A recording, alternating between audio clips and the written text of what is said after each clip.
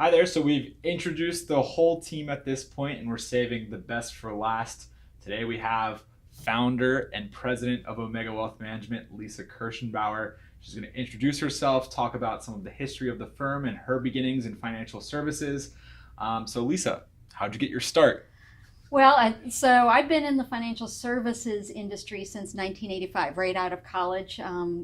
Went to Stanford and actually majored in international relations. So seems a little off, but actually it's been really valuable in my work at Omega and with clients and investing. Had a variety of corporate roles over the years, became a CFP in 1991, so a while ago. And then in 1999, I founded the firm under a different name than it has now. It had my name on it before. And now it's been almost 20 years next year since we founded it. But in 2004 was an important year for us because that's when we went fully independent, fee only. And that's when we introduced the financial life planning work that we've been doing for the last 14 years.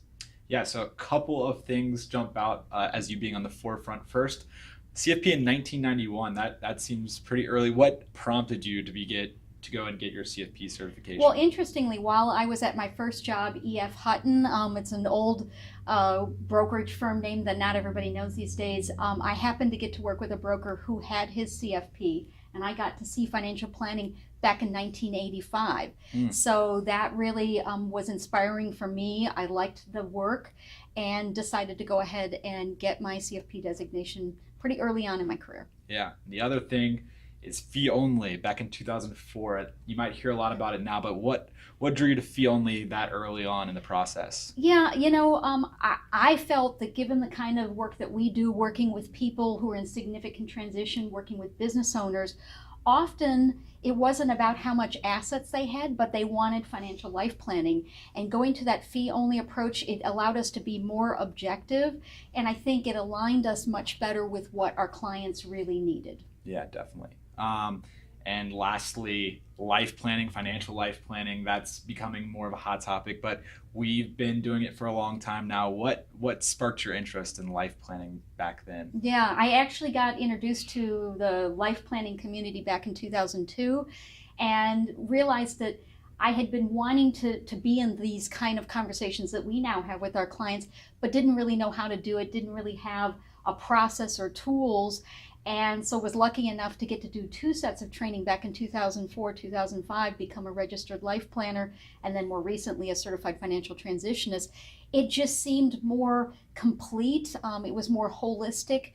The idea of aligning our clients' financial resources with what's most important to them seemed to be the right direction to go. And yeah, it was on the early side of things, but as we can see now, more and more people feel that this is the trend and perhaps the best way to be working with clients.